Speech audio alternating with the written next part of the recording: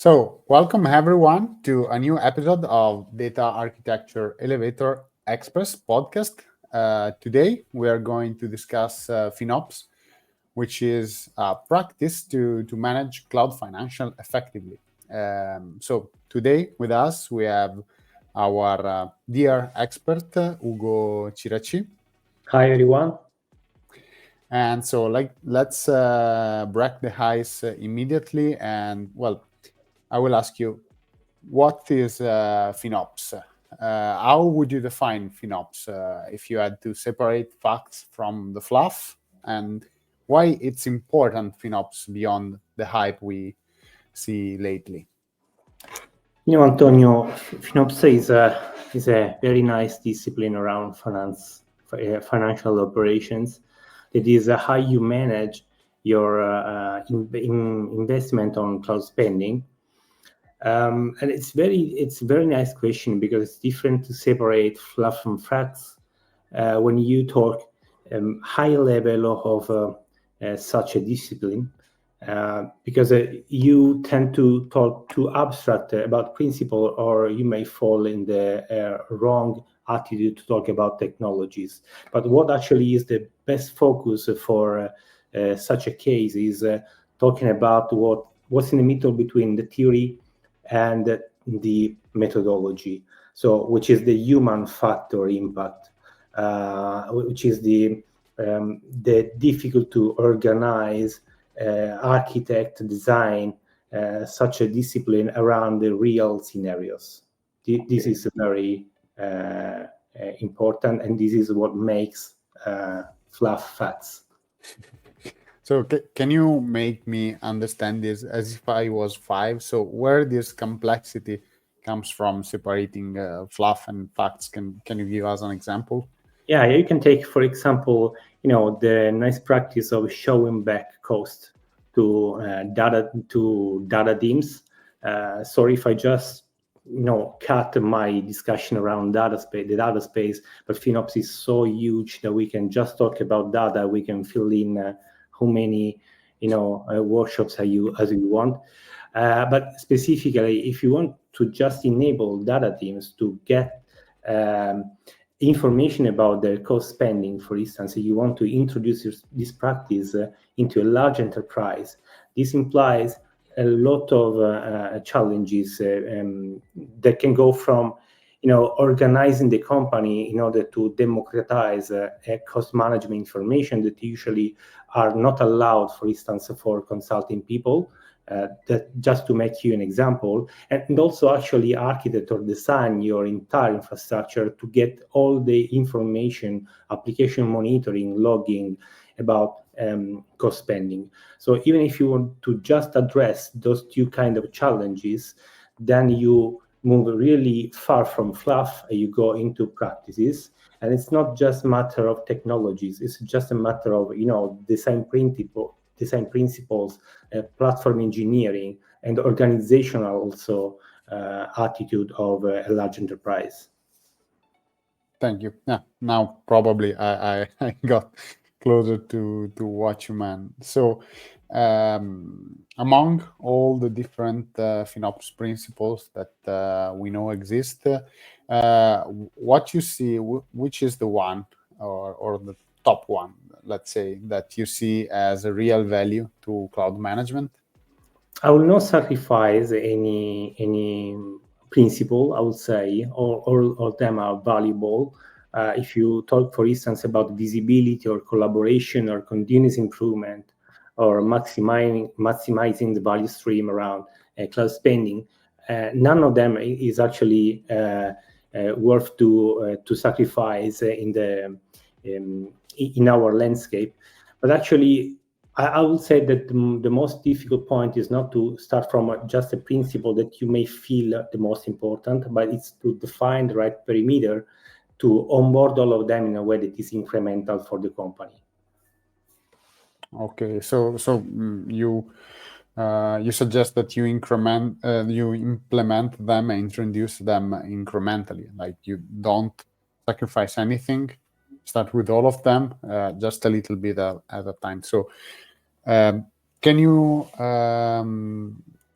share with us a strategy that you have seen works to introduce them incrementally?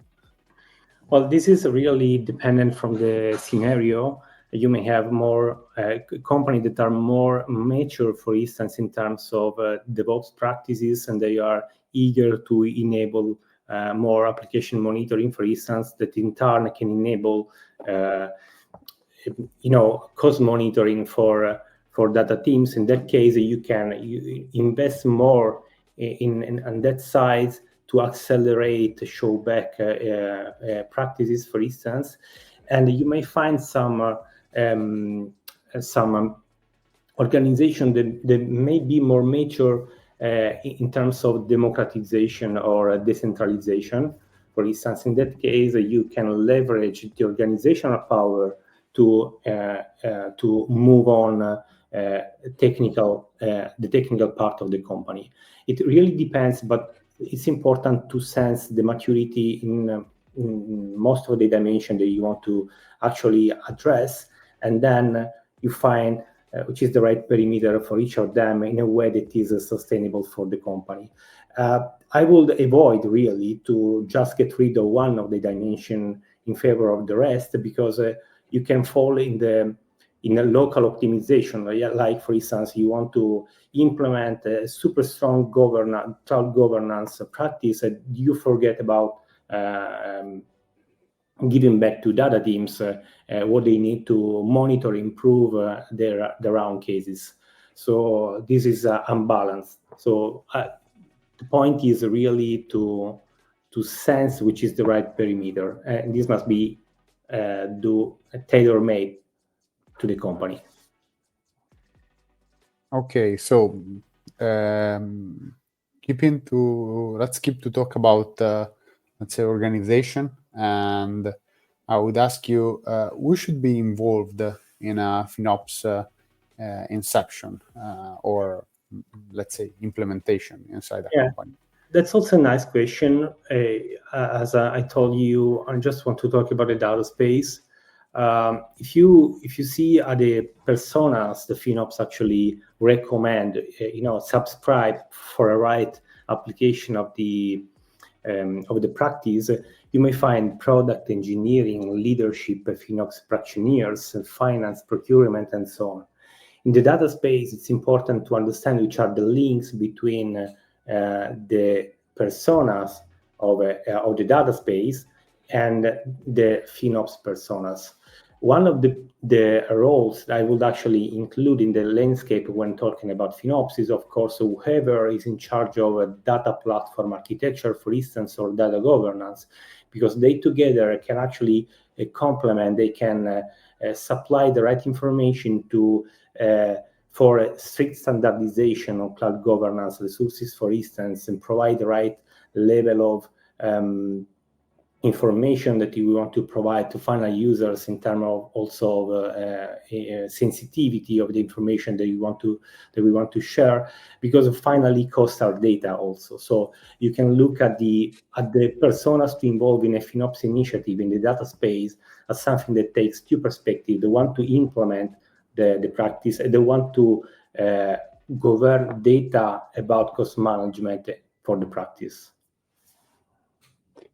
In the end, we are talking anyway about other data to analyze. And they are massive data. There is a huge amount of data to manage when you are working on a large enterprise and you want to really cover such a complexity. Right. So let's talk again about practical examples and what you see out there. So what are the challenges that you mainly find implementing FinOps practice? Well, I can mention, I'll say, two different challenges that are linked together, but they are actually are rooted into different problems. The first one is, which is the real need for a company to measure costs for. Let's say there is the the concept of a cost center in a company, okay? And the cost center sometimes is something that has high granularity or low granularity, depending on what they want to actually be aware of. Then your complexity can become higher or lower. And also, this is very linked to this concept is also the the challenge that you may have working with architectural quanta in terms of data space container for delivering data that is shared resources versus owned resources of the architectural quantum. If you get in this challenge, then it's very difficult to understand in terms of tooling practices and design of the architecture, how to aggregate costs in a way that is meaningful for data teams and FinOps practitioners. And do you know about any tools that might help here? Anything that you've, let's say, battle tested and say, okay, yeah, I would buy that tool and will solve most of the problems. I guess there is no such silver bullet as usual, but maybe you have some insight on No, things that work. I will not talk about any silver bullet, but there are some tools that can fit more the practice than others. It is worth to mention, of course, up to cloudability for its history and for the way you can actually implement the FinOps practice around it. It's also worth to mention InfraCost, for instance, because it's really educational the way you can implement and shift left governance in terms of practice, even if it's not really broad in terms of FinOps framework, but addresses a really specific educational need, I would say, for data teams. And there are many actually. There are many similar tools like Terracost. It's plenty there, or it's plenty out there of tools that are actually increasing their capabilities to get in the FinOps practice. We may also mention Datadog. There are many, okay, and the fact that they are actually increasing their capability around cost management, it's an indication that the FinOps practice is getting more understanding from the market. Yeah, you're getting let's say more demand, so they're building more and more tooling around that. So let's wrap this up with a last flash question. You mentioned the architectural quanta, so you were probably referring to the data mesh paradigm, and so I would ask you in very short answer, how do data mesh and FinOps relate? Are they easy to integrate, or one is kind of conflicting with the other in some way? Well, this is a critical question now because of the hype about FinOps and data mesh. This is actually something that I will self-advertise. I'm really committing on writing articles on these, synergies between data mesh and FinOps.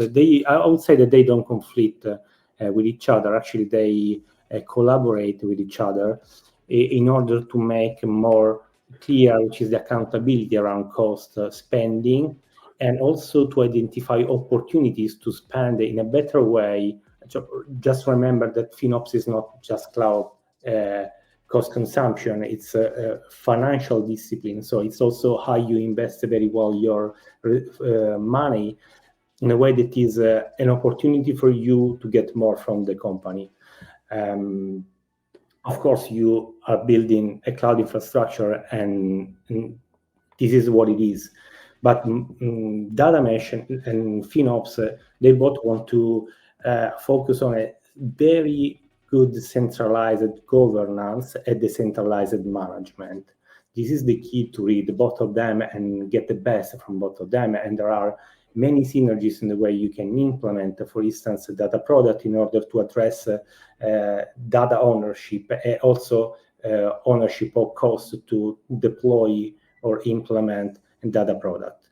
So I'll say that people in the data space should strive to find the real match, the nice match between FinOps and data mesh to make them work well together, because they can really improve the general practice around the data. I completely agree with you. I see many synergies between the two approaches. So I guess in the end we will have to go in the same direction with both of them. So, well, thank you very much, Ugo, for Thank you, actually. your knowledge and your sharing of your knowledge. It was very nice talking with you about FinOps. So don't forget to subscribe to our YouTube channel or whatever podcasting platform you are using right now. And see you in the next episode. Bye. See you.